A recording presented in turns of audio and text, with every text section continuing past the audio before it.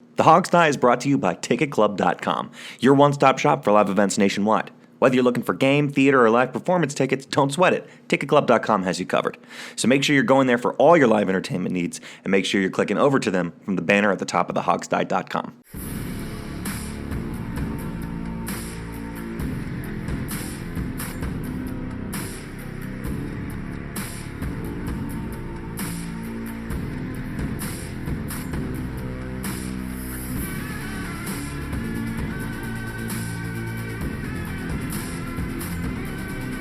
By fans, for fans, the Hog Sty. And now, here's your host, Sean Conti.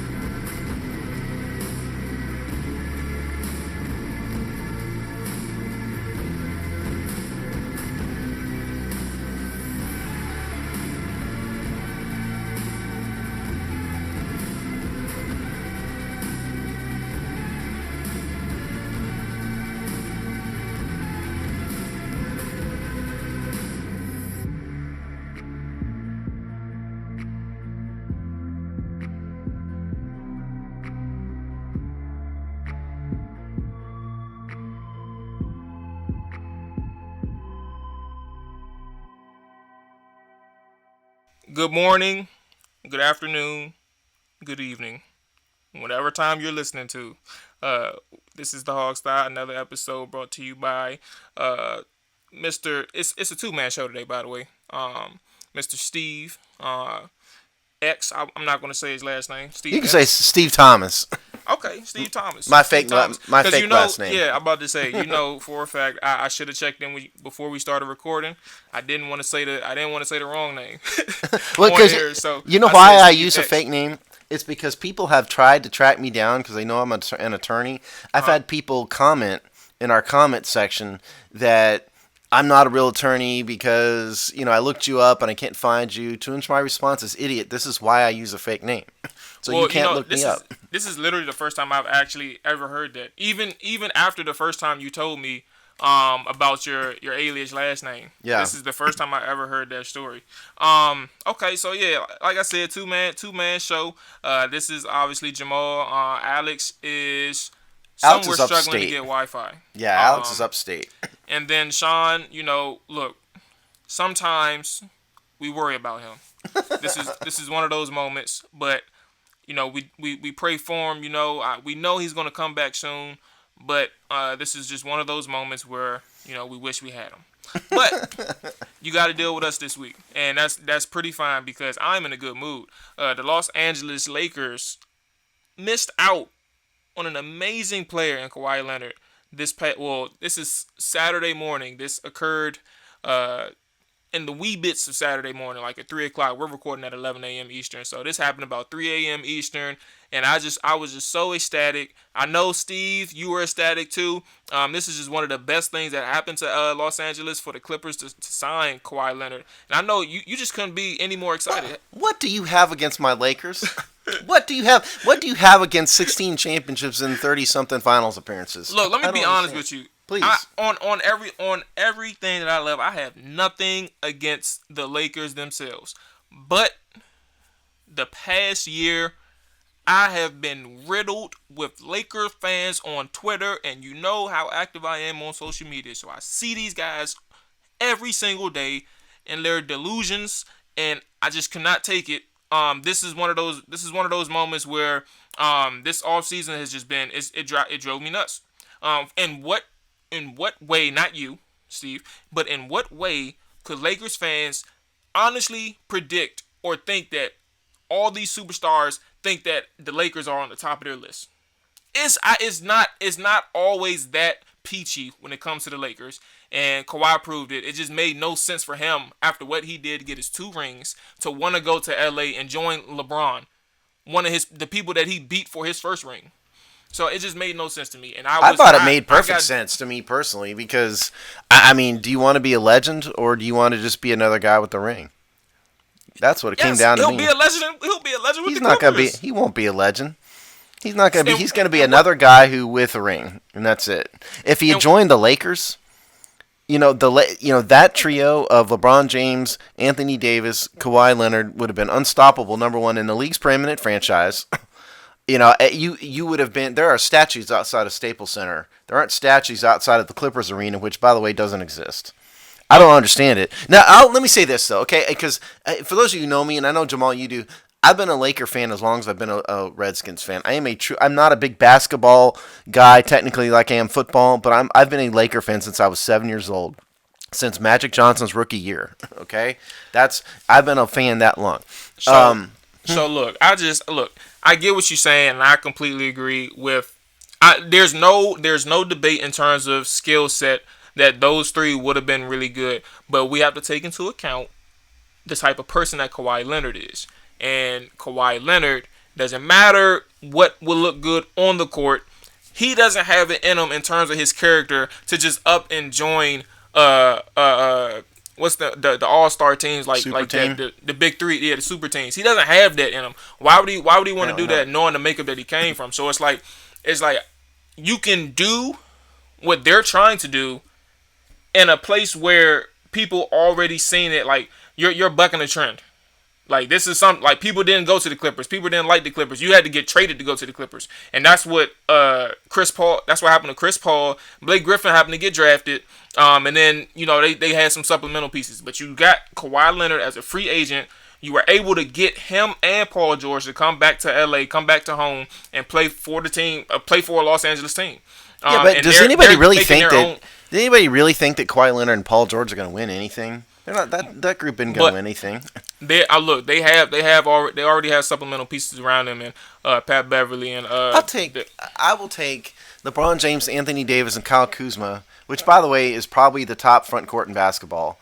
Over, name a better one. You got two top 5 players. Kuzma is an outstanding player. He really is, and he plays well with LeBron James. Between those rookies they traded away, Kuzma was the one who played the best with James, in my opinion. So I'm not unhappy. I think I am unhappy. I wish they had Leonard for sure, but I was happy without him. I was happy what happened without him. They've added some pieces this morning. We're recording on Saturday. They added Danny Green. They added JaVale McGee. Kentavious Caldwell-Pope, not my favorite, but he's at least competent. I don't know who the point guard they added from the Warriors. I don't know much about him. Quinn Cook. Yeah, I don't know much about him. He's okay. He's not he's still making his way in the NBA. He's had a lot of backup minutes, but he's been the primary backup for Steph Curry. Okay, so, well, fair enough. I like Quinn Cook. But the trio of Kuzma, James, and AD, that's a powerhouse. I was ecstatic about that before all this. I never thought Kawhi Leonard was going to be a Laker. I always thought he was going to be a Raptor, personally. No. You told me a couple times on Twitter you was expecting that man to come to the Lakers. Or maybe you was just showing off for your team, which is commendable. Well, part of that, yeah. But I thought in the beginning of it, before the Lakers really got in it, I thought he was going to stay a Raptor because it made the most sense. I was encouraged over the last week. Yeah, I did think it went well. I thought, how can you turn down? You want to be a legend. How can you turn that down? And he did. It irritates me more that he went to the Clippers.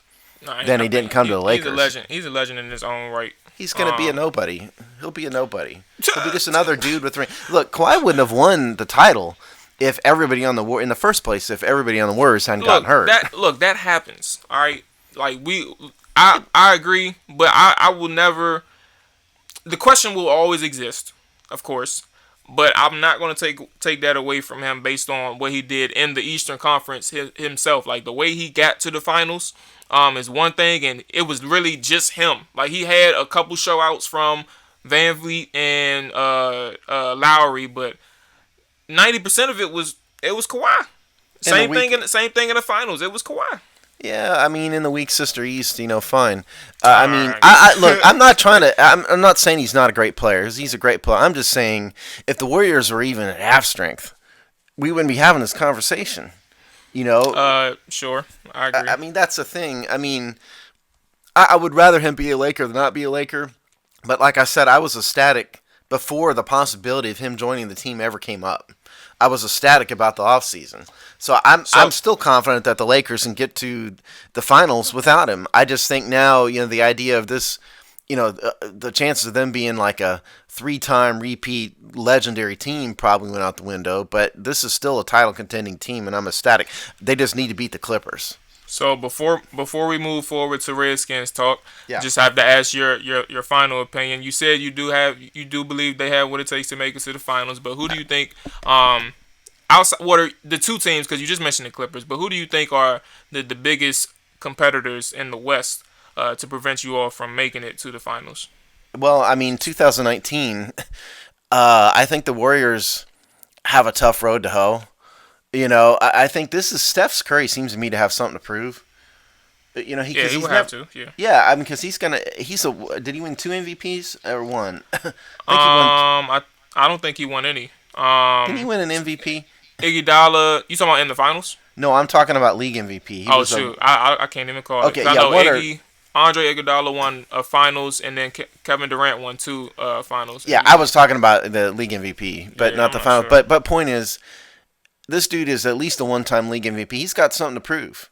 He doesn't have his running mates for a while. Clay's gone. You've got to, even a depleted Warriors team, you have to answer your question, you have to think they're going to be in it. So you got to beat the Warriors. To be the best, you got to beat the best, right? And even without Durant, even with a hobbled Klay Thompson, they're still the Warriors.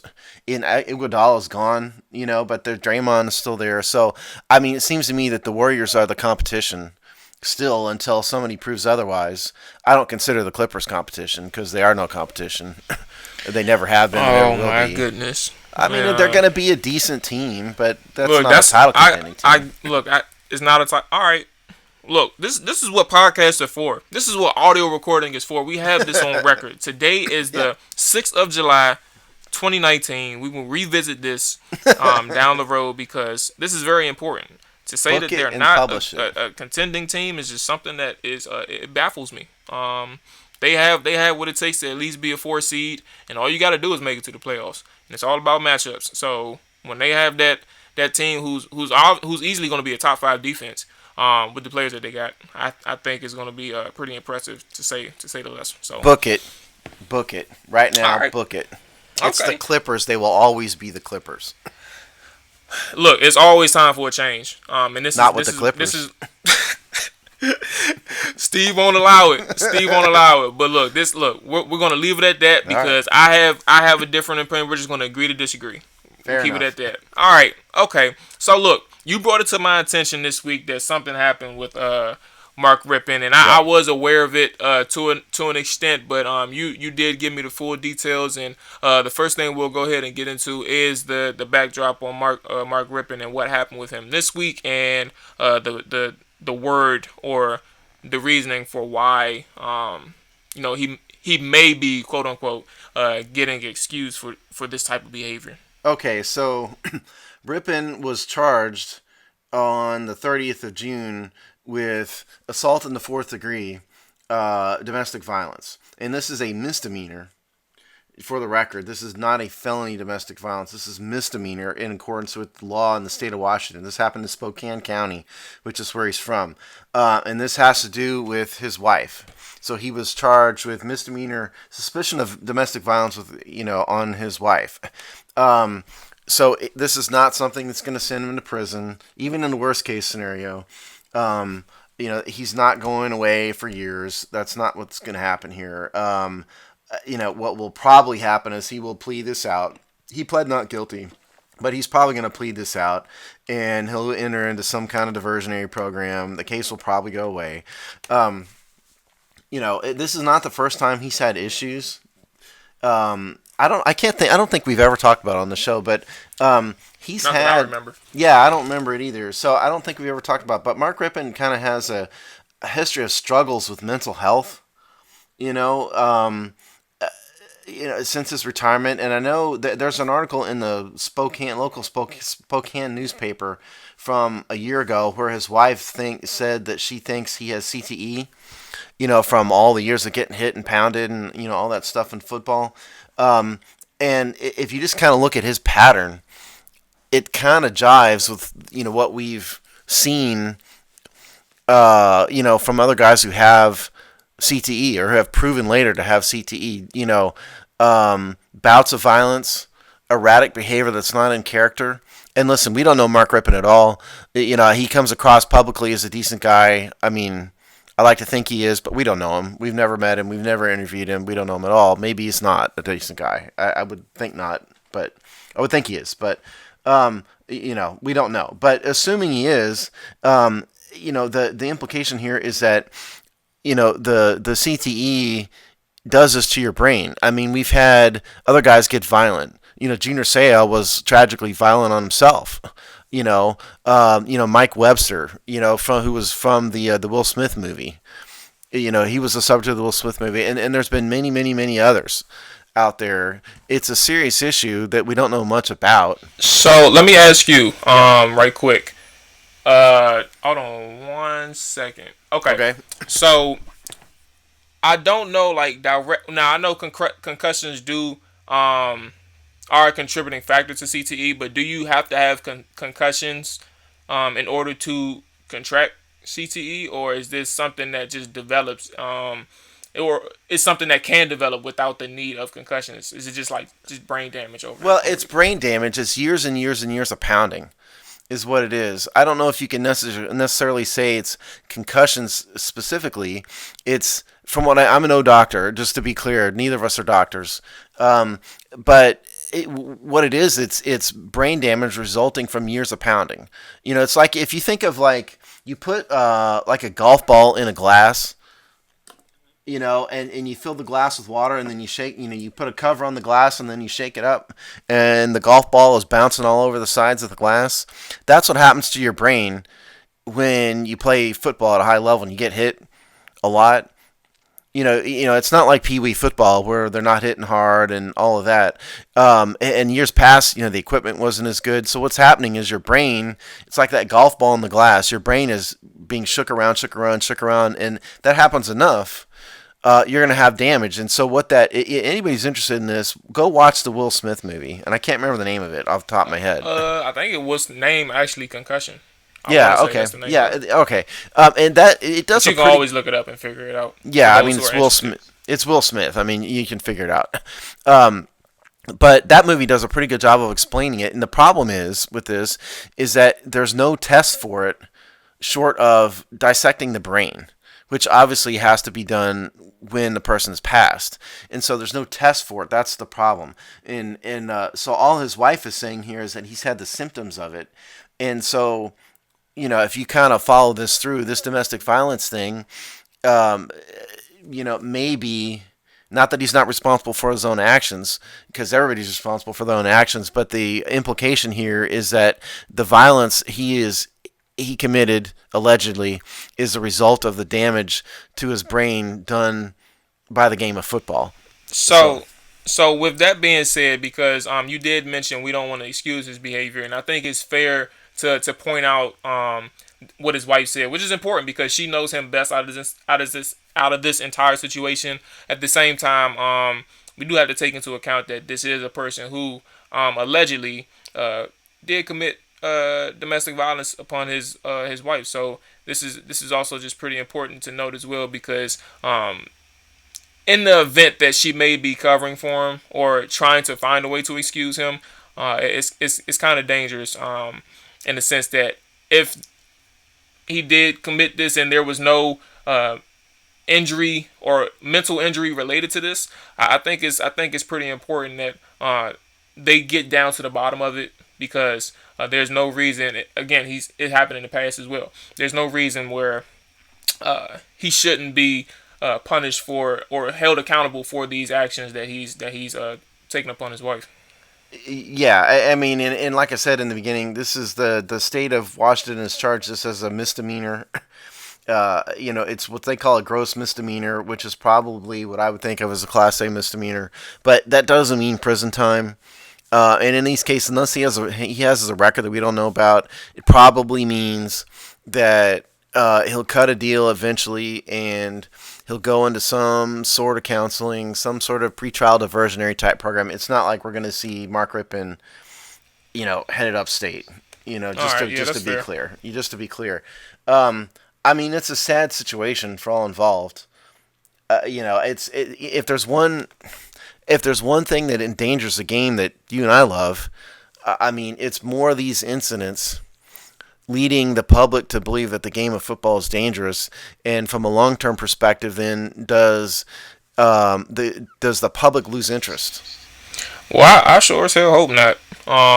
But out of respect for the way society is now and how it's actually supposed to be, you can't blame fans for feeling a certain type of way with the actions of the former players and current NFL players. So you definitely got to respect it, but you sure as hell hope not. I just wish more than anything maybe that somebody to come up with a test for this CTE doesn't involve dissection.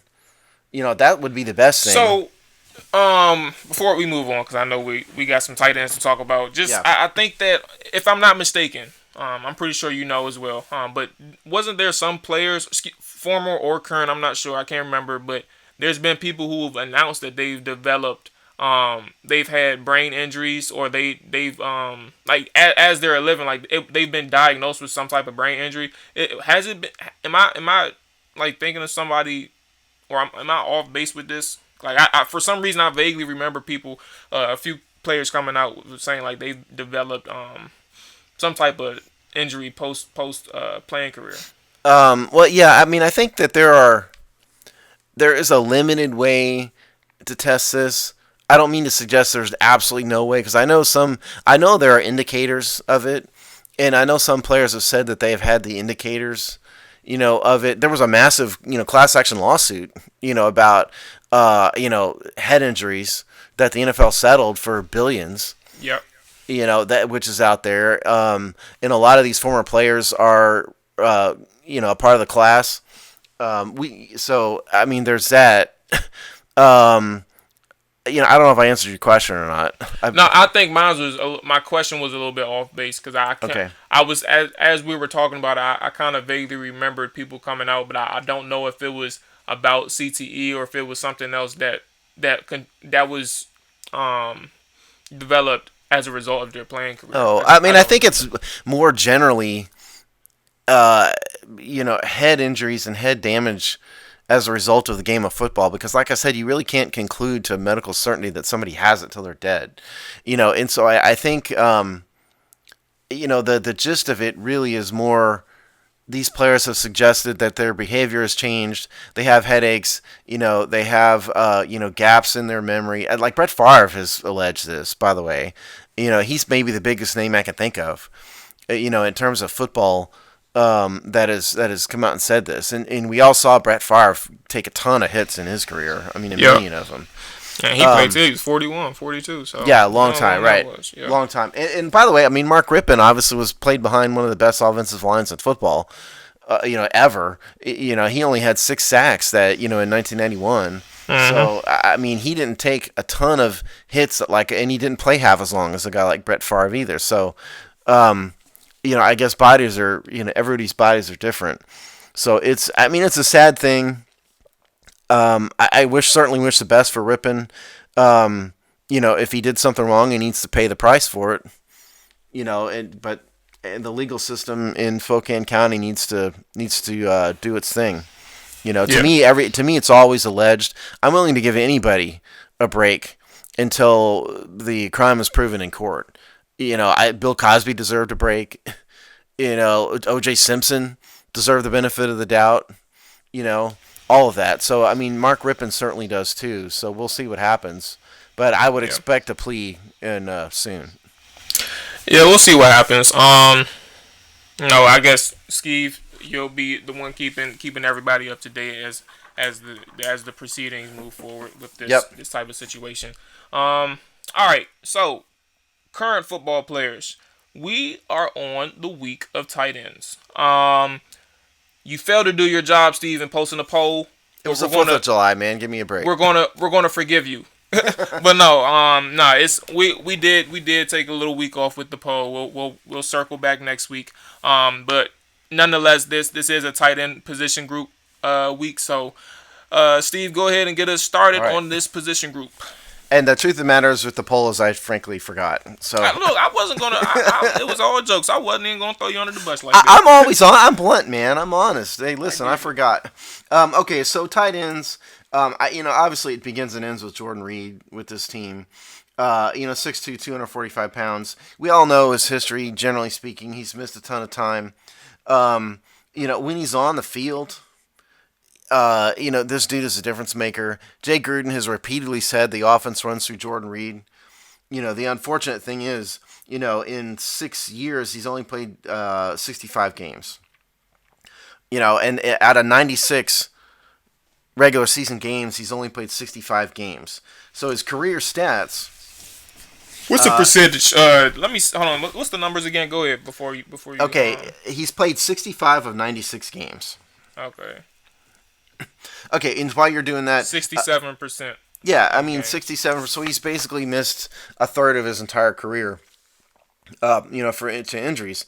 I mean, numbers wise, he's been spectacular when he's on the field.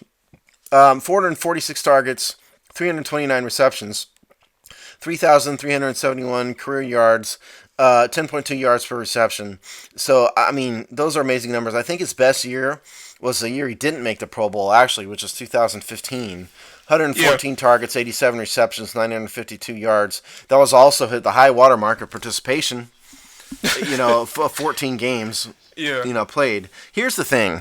Because I know Jamal, there's been some questions, which I think we might as well address, about Jordan's role in the offense. I don't think those of you who question his role, know what you're talking about. Quite frankly, you don't know what you're talking about. So Jamal, give us the big picture criticism we've seen that we were talking about. So I'm not going to credit the individuals, this conversation. But if you do listen, we do appreciate you all listening. But we do like the fact that the conversation was brought up, and essentially the question posed, because I don't remember it verbatim. I actually just glanced across the conversation for about 5 minutes. But essentially what happened was there was a question about how impactful Jordan Reed truly is to this offense and how good he really is. And truth be told, he's very impactful. The argument being made is that because he's being targeted so much, his numbers are inflated. But can you really say that about a person like him on a team like this, where, again, Jay Gruden established that the offense goes through Jordan Reed? The truth is, you can't really say that is the case, that his numbers are inflated. He gets the proper amount of targets because he is the best receiver on the team. It is not because he is just, we have nobody to throw to. No, he's always been the best. And when Deshaun Jackson and Pierre Garçon was on the team, his numbers, he even looked even better on the field.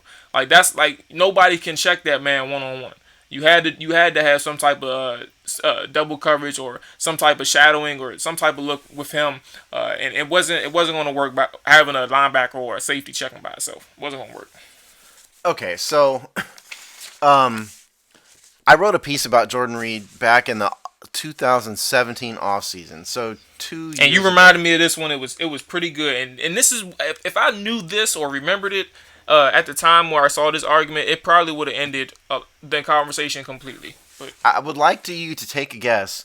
Now, let me back up here. 2018 was a down year for him. Okay, in his catch percentage in 2013 was 64.3%, which was by leaps and bounds the lowest of his career. Understanding, of course, we had the likes of Mark Sanchez and Josh Johnson throwing in the ball, but the numbers are what they are. So carve 2018 out of it.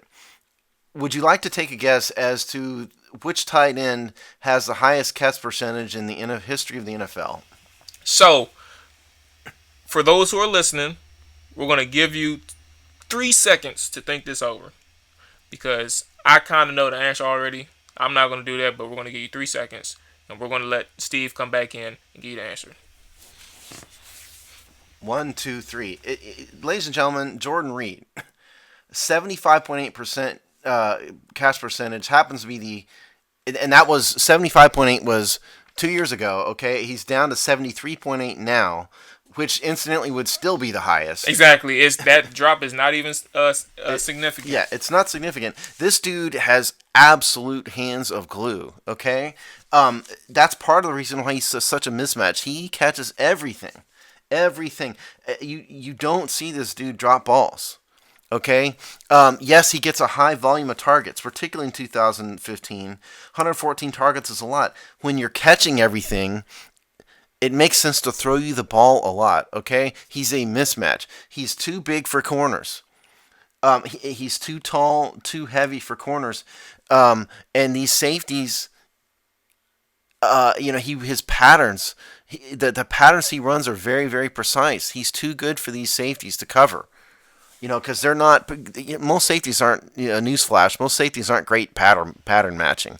And these linebackers are the same thing. Linebackers are the same thing. So there's a reason why the offense runs through him. And when we say the offense runs through him, what Jay is talking about is he's the primary receiver.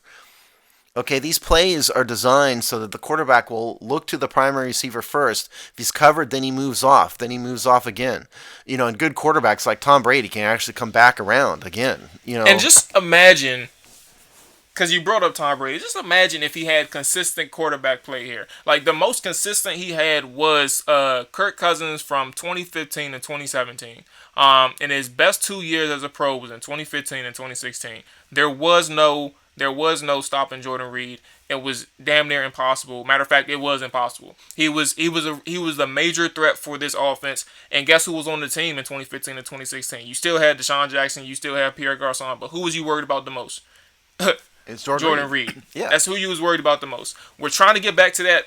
I said we're trying to be a little bit more professional here on the Hog Sty, but the Redskins are trying to get back to this sense of where Jordan Reed is the ultimate threat on this offense. And in order to do that, even with the inconsistent quarterback play he had last year, and for the first 11 weeks of the season where Alex Smith just could not get in sync with Jordan Reed, you're trying to get back to this type of play where Jordan Reed is in sync with the quarterback and he's able to be a major threat in every single game and not a non-factor. So with that being said, it does play a part with Case Keenum and Dwayne Haskins, but this is a tight end week, and you hope that they're in sync by the time at least preseason comes. But we'll know a lot for us. We'll know a lot come training camp because we'll have eyes down there.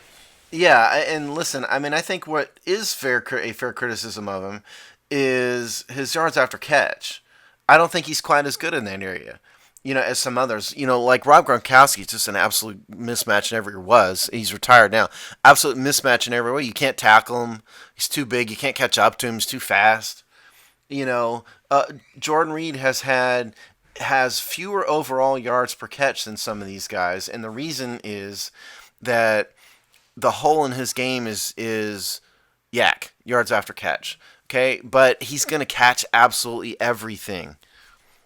Absolutely everything. And Jay Gruden is not stupid. Jay Gruden knows this. So, I personally feel you make a good argument, but I do personally feel that he is pretty good with the ball in his hands. But I think the difference is not necessarily the numbers that he produces in terms of yak, but the subtle moves that he takes to get the extra 3 or 4 yards, because you don't see him, like you said, with Gronk or a younger Vernon Davis who could break away with speed. Gronk is just big and he's also fast as well. But you see Jordan Reed, he's able to do a shimmy or ankle breaker, and he'll get you, or even a stiff arm, he'll be able to get you like the extra 3 or 4 yards, but he wouldn't be able to get you that extra 10 or 20. And I think those are the differences with Jordan Reed. So yeah, statistically you won't see that yak. But you'll see, like, for example, and this is just one example because it's not that strong, because again, your argument makes sense. But the Cincinnati game in London, where he broke away for like a 20-yard yak play. I think it was a corner or out, but he broke away for like a 25, 30-yard touchdown or something like that. But anyway, with that being said, those are one of the examples where you can see him break away and use his skill set after the catch. But again, it's not very rare, or It's not very often you see him break away for big gains. It's more so the subtle ones. Yeah, I have some numbers on this. And this is the 2016 season because again, I didn't catch this up for 2018, but in the 2016 season, Reed was averaging 3.7 yards per after catch, and this is from SportingCharts.com as the source for this. And Travis Kelce, number one in tight end, 7.7 yards per yards after catch. We know that. Bennett in New England, Vernon Davis. With all his speed, is a little bit better at this. He was averaging 5.3. So it's not to say he can't do it. Jordan Reed is very athletic. He's an athletic freak of nature in some regards. He just doesn't have the burst breakaway speed that like Vernon Davis had and still has to a certain extent. So where did Reed's number rank that year? 19. 19, yeah. Yeah. That makes sense. Kind of middle of the pack, right? I mean, not great. Which is all the more amazing that he has so many yards. Because think about this. Parlay this out into a full season. Just like, for example, 2015, 952 yards in 14 games. So that was going to be a 1,000-yard season. In 2016, almost 700 yards in 12 games. So, I mean, this is a dude who would have put up major, major monster raw numbers, but for his health. We had Doc Walker on the show, a couple years ago talking about this exact thing, and he said, look, I mean, nobody wants to be healthier more than Jordan Reed, obviously. I think some people are just built, just genetically, just to get hurt, Unfortunately so. And like you said, Reed is just one of those guys. We were so concerned about his toe last year and the way he was playing, and I can't remember now because it's a year ago, but he was dealing with some type of injury, fighting through it. I think he ended up playing a good portion of the games, but he was playing through some pain. That's no question about it. Yeah, I mean, he's been on IR 3 times, in his career and hurt a lot more than that. He's had concussions. Yeah, I mean, I personally cringe every time I see him get hit because you never know with him with this concussion thing. We just talked about this with Mark Rypien because Reed's up to I'm going to get the number wrong, go home to this people, but it's something like 5 or 6 concussions. I mean, in that neighborhood. And only he can, decide what's best for himself, obviously, but you get that many concussions and you start to wonder, how many more of these can you take before you got to stop? I agree. Fingers crossed for Jordan Reed this year. The Redskins definitely need him. But with that being said, are we going to go ahead and discuss the rest of these tight ends, or? I think we have to, because it is our job and everything. It is our job. Let's go Vernon Davis next. Here's the thing about Davis, to me, because in preparation for the show, I'm studying Davis's numbers yesterday, and what I realized is that sort of on a pro rata basis, if you will, understanding that he's not the primary tight end anymore, he's putting up about the same quality of numbers as he always has. This is what kind of surprised me, okay? He's been with the Redskins 3 years, and he's averaged 13.3 yards per reception in 2016, 15.1 in 2017, 14.7 in 2018. For his career, he's at 13 yards per reception. From a catch percentage standpoint, personally, you see him drop a lot of balls. Seems a lot. But listen to this. It's not going to fool me. I'm letting you know now. But go ahead. Career, 63% catch percentage, okay? When in the 10 years he was at the 49ers, he averaged 61.5. He's at 68.3 in D.C. I'm not saying he doesn't drop balls because we've seen him drop balls. I'm saying that he's actually been a little bit better statistically in that regard and by yards per reception since he's, for the rest of his career. So I think we're getting what we have here is we've gotten the same or better Vernon Davis as he's always been. He's a little slower. He's a little older. But this is the Vernon Davis who's always been. We just haven't watched him that much because he's been a West Coast guy for most of his career. So I think what we're seeing in Vernon Davis is what Vernon Davis has always been. I don't think he's really fallen. He's probably not as fast, but I don't think he's really fallen off skill-wise at all. I would lean to you being correct in your assessment. I think one of the bigger things, but when it comes to Vernon, because he's able to get open, whether it's just through his speed or he's able to work the underneath pretty well. That's one thing. But just in general, he's able to get open. The bigger issues is the plays that he fails to make. And that's what throughout this time, 2016, to be honest with you, was a great year for Vernon. He actually surprised me that year, because he rarely dropped passes. And I want to say the same thing was the case in 2017. I think 2018 was a bigger glimpse into what I expected when Vernon Davis got here. However, needless to say, his catch percentage is pretty good. But last year showed me like he has to do a better job, at least this year, at coming in and making the big play. The Redskins counted on him a few times last year to make the big play, and it just didn't work out well for him. There's a lot of contested passes where he couldn't hang on after contact, which is hard to do. I'm not criticizing him, but at the same time, he is a receiver, and this is just what you get paid to do. And these are things that Vernon Davis has to, I wouldn't say necessarily work on, but has to have a better concentration, and something like that, and understanding that hit is going to hurt. There's no way around it. Just take the hit, make the catch, and make sure your team is in a better off position than what they were before they threw to you. I listen. I mean, I think you're absolutely right. I guess what I realized, because I've had the same issues with him. You got to make these plays, man. You have to make these plays. I just think I'm beginning to think that this is the Vernon Davis it's always been. Yes, and that's literally what I was. That's basically what I was trying to say in a long way. Is that this is who I expected when the Redskins signed him. And I had no problem with that. He will make a few plays for you, but the ones that hurt the most is just something where you know he was totally in control of. And that's basically what I was getting to. So yeah, I agree. This is literally the Vernon Davis that he was all along. And that's what's most important. Yeah, I mean, and if, for those of you who don't really realize this, I mean, I think most people do, but some of you may not. Vernon Davis is one of the biggest freaks of nature in the entire National Football League. Athletically, I'm talking about. I mean, I'm not, and I don't even mean his objective numbers. And obviously, he ran a 4.340, at the combine, 13 years ago, 42-inch vertical leap, broad jump, 10.8 broad jump. He's 6'3", 245 pounds. That's just crazy numbers. But it kind of goes beyond that. He's a lifelong, 365 days a year physical fitness nut. There's a reason why he's still doing this at age 35 like this. I mean, I think, the hands are the one thing you just can't train. You sort of either have it or you don't with the hands. But from a physical standpoint, you have to think he's probably lost some speed, right? You just have to. He's 35 years old. But he's the type of guy that can do it another couple years, I think. Just understand, like what we've been saying, this is what you're going to get. Okay?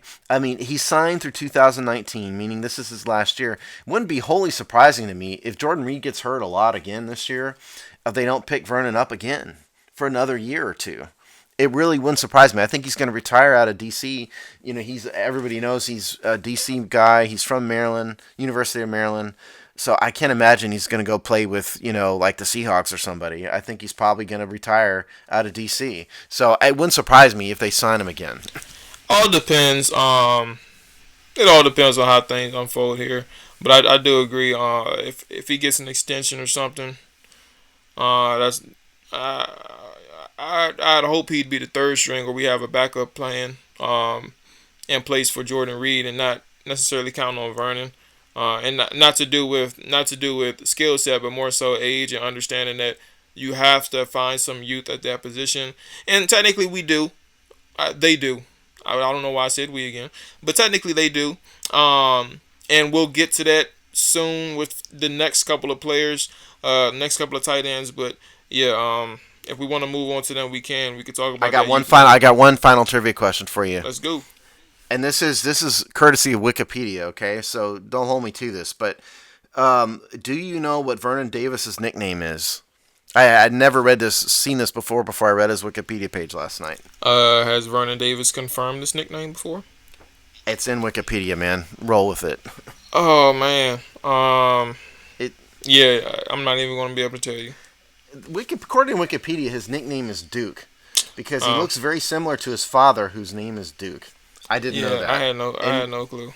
And we still might not know that because, again, it's Wikipedia. You know, the crazy thing is I follow his sister on, I want to say it's his sister. Either his sister. Yeah, I follow his sister on Instagram. I didn't even know I was following her. Oh, really? Yeah.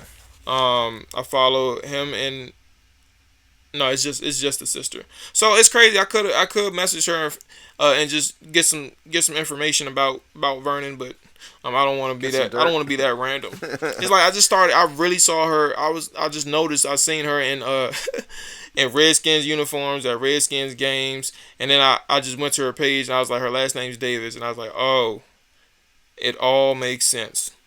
Like, are you sure it wasn't his fiance or like a girlfriend or something? Well, or a wife, maybe. I doubt it. Because I think she actually mentioned brother in captions. Oh, okay. So, okay.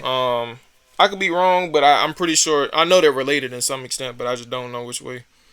He also had Vontae Davis, obviously, who was the corner with the Bills. Yeah, who's retired. So that's Vernon Davis. I mean, I like Vernon. You just kind of have to take Vernon for what he is and understand what he is and is not going to bring. And what he's not going to bring is consistency with the hands necessarily. But I don't really think he's dropped off. So that's my conclusion about him. I think he's kind of the same as he's always been. That's a fair point. I kind of tend to agree. So yeah, we can go ahead and move forward to Mr. Sprinkle. This is your boy Jamal. He was, yeah, he was. You go ahead and get into it, but after over the years, it kind of you soured on him now. Not even soured. It's just like his role hasn't increased, so it's like, what can I really do? I can't really advocate for him. I haven't seen much of him anymore. Jeremy Sprinkle is sort of a prototypical tight end who's kind of got it all in some respects. He's got the size, 6'5", 252 pounds. He's a decent blocker. You know, he put up some decent numbers at the University of Arkansas. He's from Arkansas. 71 receptions, 921 yards, 13 yards per reception, 11 touchdowns. Those are decent numbers for a college team, particularly like Arkansas. I had high hopes for him coming here, but like you said, I mean, from a career perspective, NFL perspective, first of all, he's been in 2 years. He's only been active for 27 games. He did start 14 games, due to injuries and whatnot, but he's never really been targeted very much. He has 12 targets, 7 receptions, 54 yards, and 2 touchdowns. That's his 58.3% catch percentage. That's the entirety of his NFL career so far. I liked him from the beginning. I know you did too, but he just really hadn't got much opportunity here. Yeah, and I agree. I have a huge question with this guy. Overall, I do agree, like, the opportunities just hasn't been there for him. But I also don't understand why when they have him in, like, it's one of the things that kind of gets on, like, questions me and actually validates some people who says that Jay Gruden is too predictable. His personnel packages sometimes already gives a tell to the defense and the play callers on defense what is about to happen, whether it's about to be a run or a pass. And odds are, when you see Sprinkle in the game, you're not really getting that much opportunity in the passing game. You're going to see a lot of runs, and I don't have statistics off the top of my head to back this up, but Sprinkle was used primarily in the run packages. So I don't know how often that was when he was on the field. I don't know his snap percentages, but yeah, it's just not. I don't understand it. And if you're going to use a guy like him that you're trying to groom, and at least turn him into like a versatile tight end where he can be a threat in the passing game, why not give him the opportunities, or at least start giving him the opportunities in preseason to see if he can translate, or you can trust him enough to put him in pass packages in the regular season. I just didn't understand it. The numbers to back up your point are right in front of us. He started 9 games last year because, again, we had Jordan Reed hurt and Vernon Davis was hurt.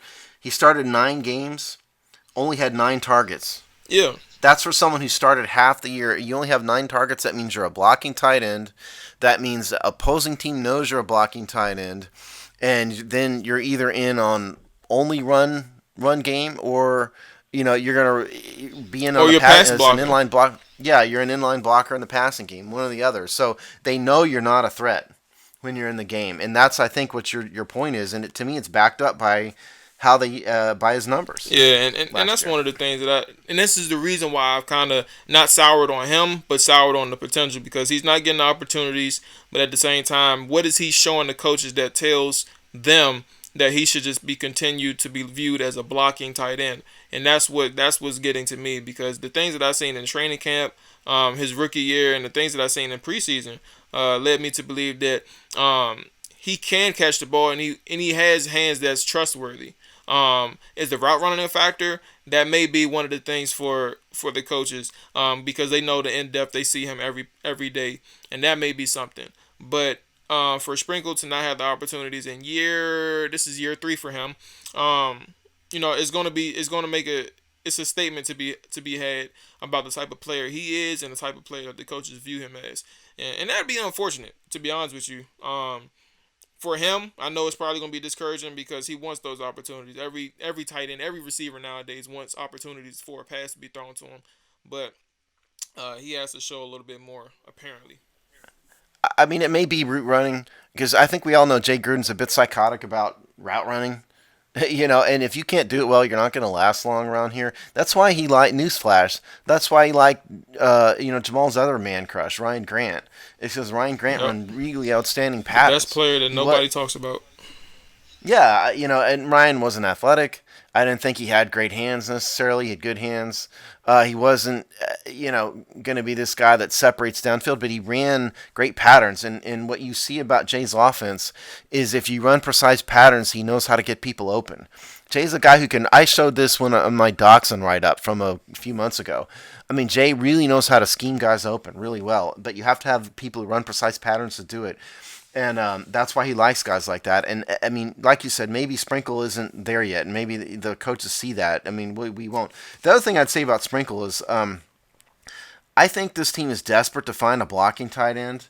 If you just look at who they have, Reed is 6'2", Davis is 6'3".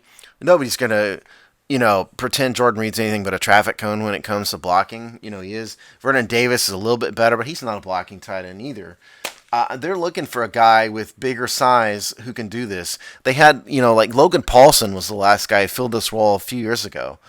And so maybe it's just a case of there's just too many pass-catching tight ends, and this is just the role that Sprinkle plays. But I think you make a very good point. It's that when you don't use Sprinkle ever in the passing game, it becomes a tell, And so you need to use this guy a little bit just to mix things up and keep defenses honest. Yep, I agree 100%. And that's actually the name I was thinking of. I was like, it was a tight end who did the exact same thing Sprinkle did, except for he was used in the passing game and the run game, and he actually got himself a very good contract with the Chicago Bears once he left us. I think the Bears or the Niners. I forgot which one he went to first, but he got himself a good little contract in free agency. And this is one of the things that you could view Jeremy Sprinkle as if they were to utilize him that way. But I guess it also may be a play off the fact of who's in front of him as well, and the politics behind it. Because of course Vernon Davis and it says. Sorry, folks. We had a little minor. Minor back issue. Yeah. Behind the scenes issue. How does it sound now, though, Steve? We don't have to pause for this, but how does it sound? Yeah, it's fine. Okay. All right. So yeah.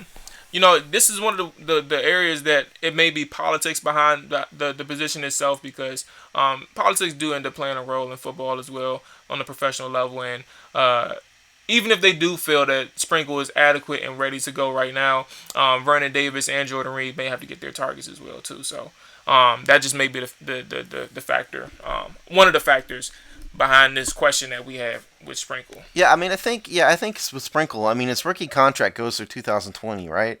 And so, Davis, his contract ends this year. If they pick up Davis for another year, still, you have to think that maybe 2020 may be it for him. He's 35.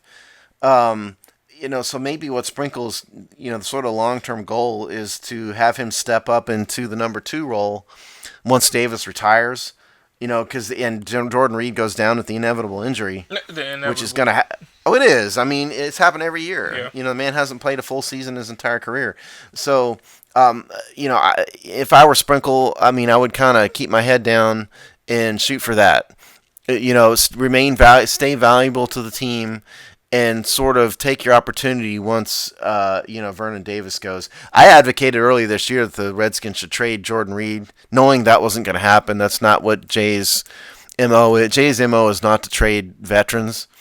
But I do think we have enough tight end prospects where you just can't count on Reed, to be healthy. So a big part of me said, let's trade him for some picks and bring one of these other guys up, knowing that was never going to happen. But it sounded good when I wrote it, at least. Yeah, I agree and I understand. So yeah, enough for Sprinkle, right. Mr. Sprinkle. Do we have a fourth tight end that we need to talk about? We got 3 more actually. All right, well let's hurry up and just run through these because I doubt we have much to say about them. Just to be quite frank, but let's go. Do you not know me? Look, I'm listening. Let's go. Let's go, Steve. Matt Flanagan, 6'6", 260 pounds, classic definition of an inline blocker. Went to Rutgers and then Pitt for a year.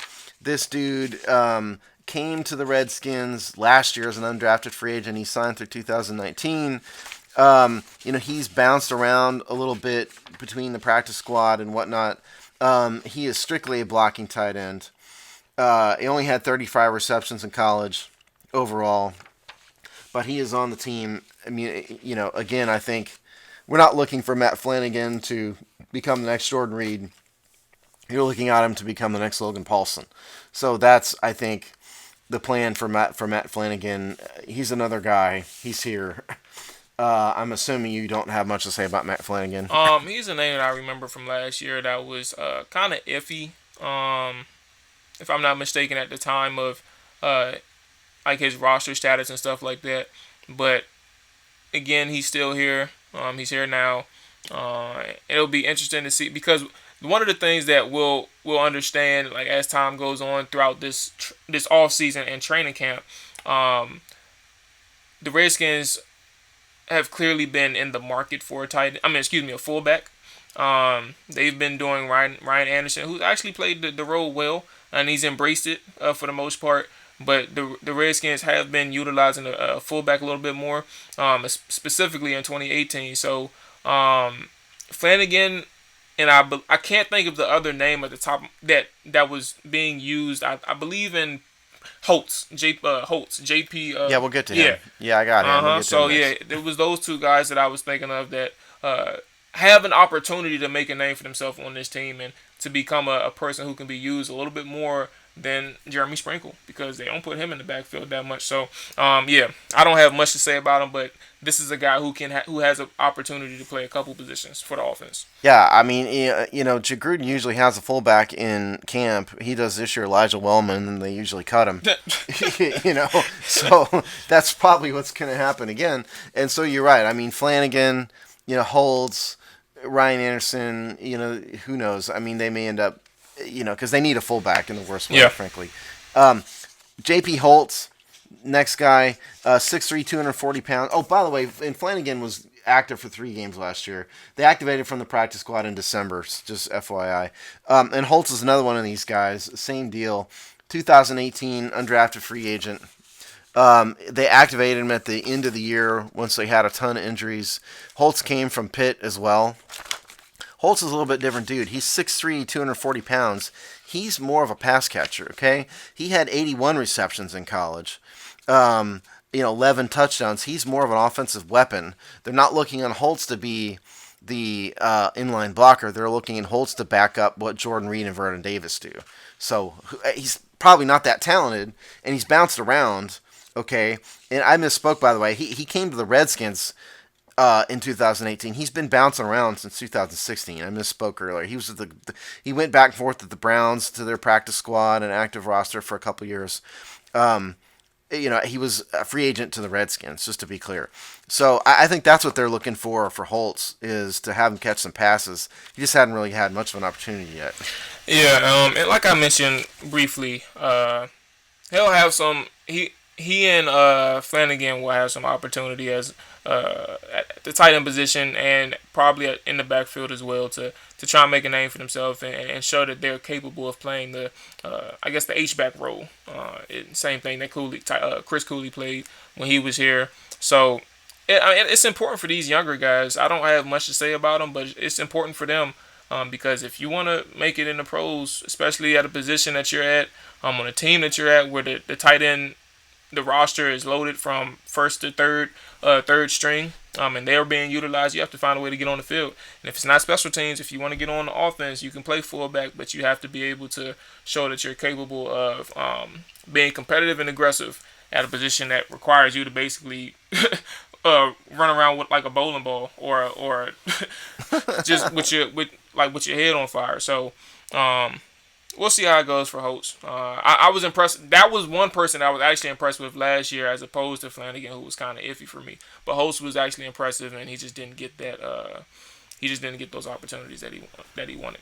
Okay, so the last guy is really, really interesting. Okay, they signed a guy named Donald Parham, and anybody who's heard of Donald Parham is Mr. and Mrs. Parham. Okay, from Stetson University, which is down in Florida. He's a Florida boy. We mentioned him earlier, I think, in really passing when they signed him. He is 6'8", 237 yards. Get this. His arms, he's got 36-inch arms. That is unbelievable. That is longer than your almost every left tackle. You know, I mean, the cutoff for left tackles is sort of 33, 34 inches. He's got 36-inch arms, and he's 6'8". So you're talking about a wingspan and a catch radius that's like Kevin Durant-like, okay? And obviously I'm being facetious, but he's got tremendous catch radius. He was, granted, Stetson to Stetson University. I would assume that's D3. I'm not sure if that's D3 or D2. Yeah, I'm not sure. Yeah, but it's certainly lower level. But he was Stetson's, principal offensive weapon. 180 receptions in 4 years, only played 3 of those 4 years, 2,591 yards, 20 touchdowns. The book on him, I'm not going to pretend to be a Donald, Parham expert, but the book on him, like Lance Erline is one of my favorite analysts, talks about how he dominated this competition.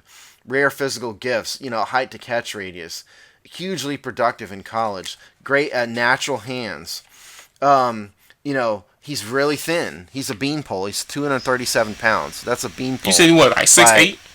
6'8", 237 pounds. He's a beanpole by NFL tight end standards. So he's not. He's apparently, from what I understand, just absolutely not period dot the end and inline tight end. It looks like most analysts look at him as a slot receiver mismatch type guy.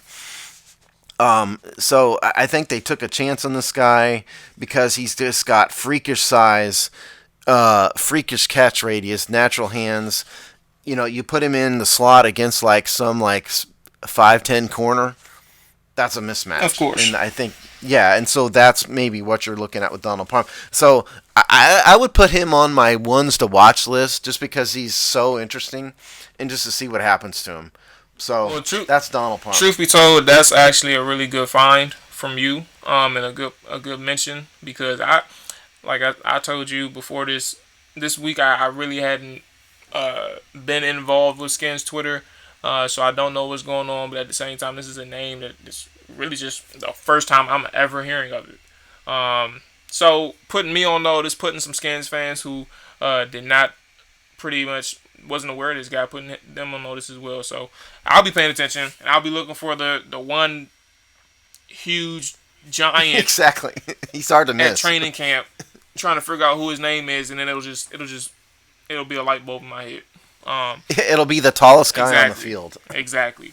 Okay, so do we have any other tight ends before we move to the Landon Collins piece?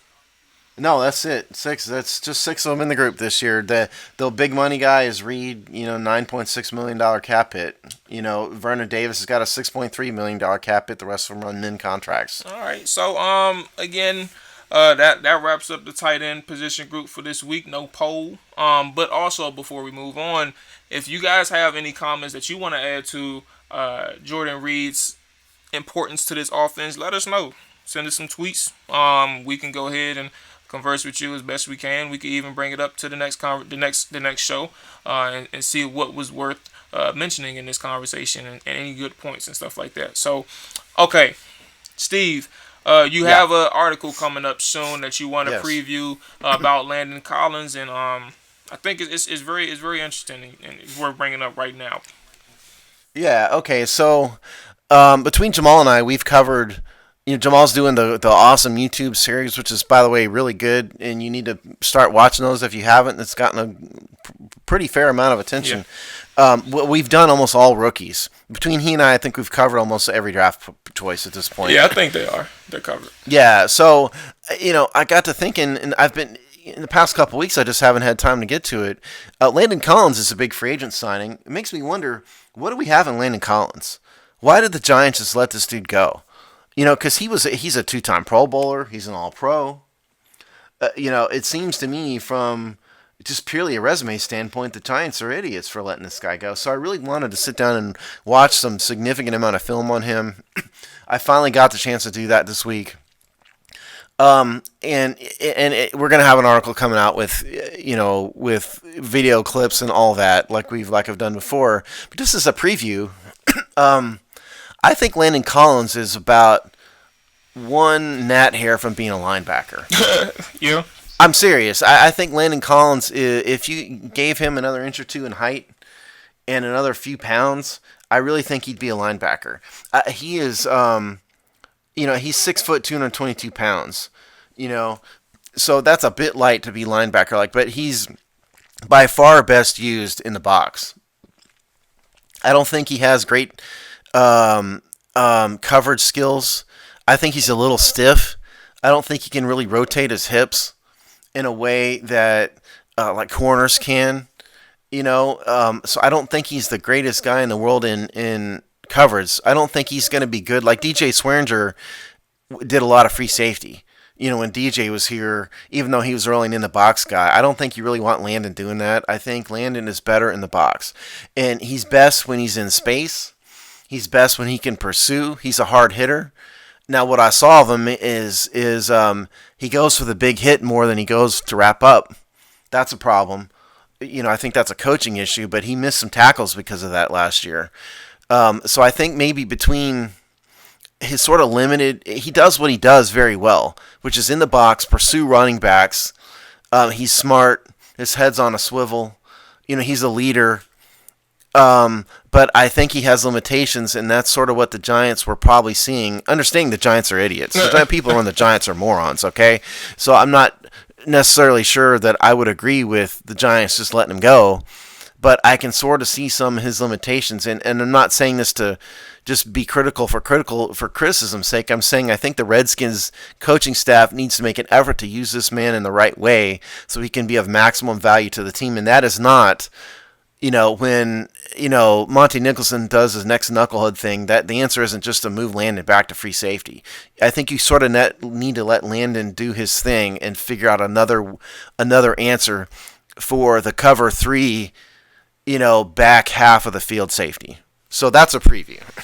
All right. I do think that this will be big for, and you can tell because they kind of hinted that they weren't going, based on their actions, they weren't going to bring in another safety. And so this will be a big year for Monte Nicholson, and hoping that he can pair with Landon Collins, which he should be able to.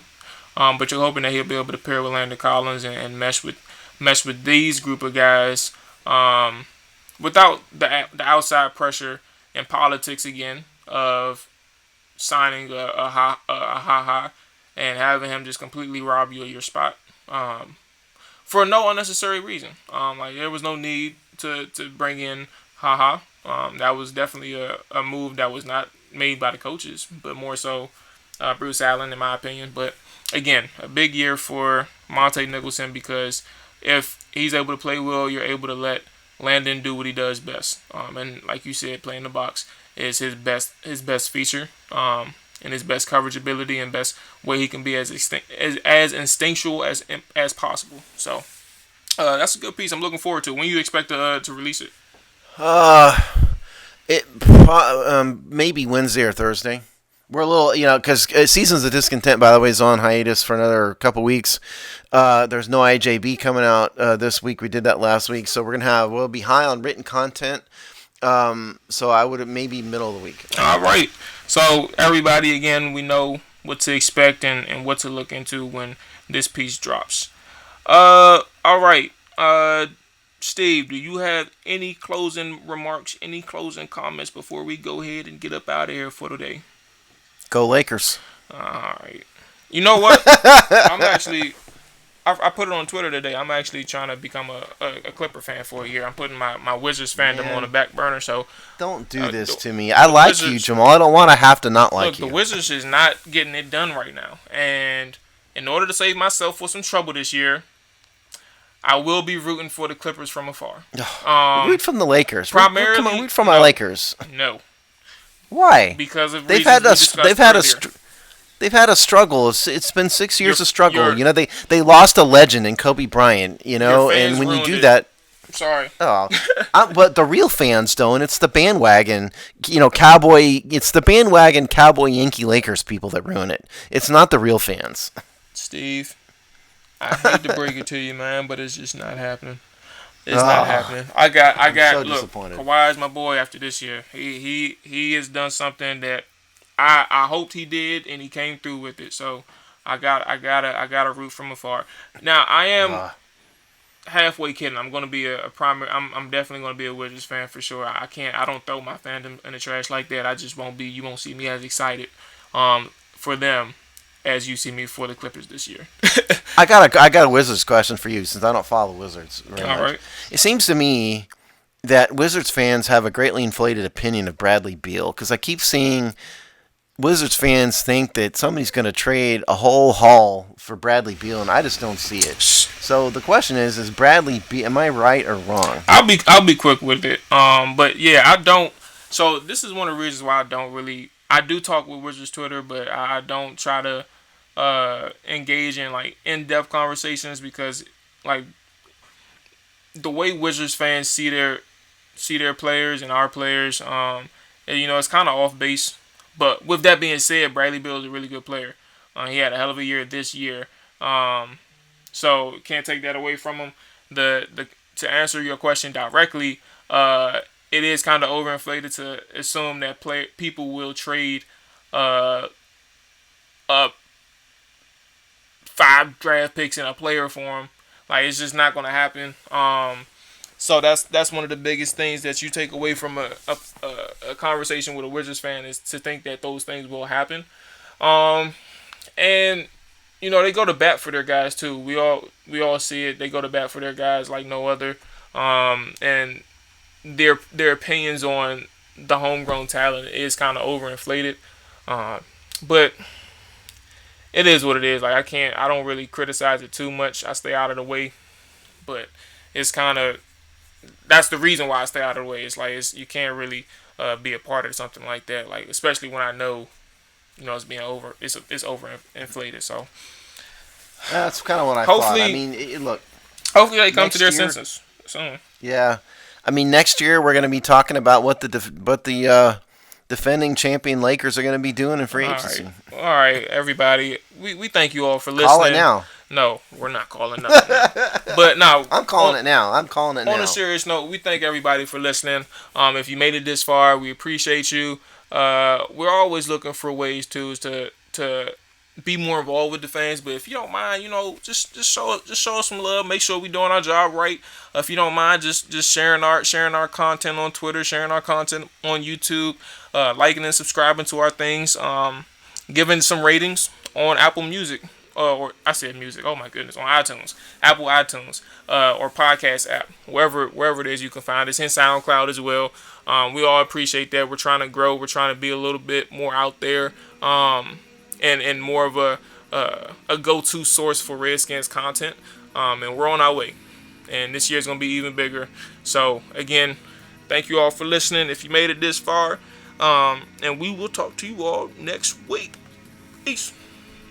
Later.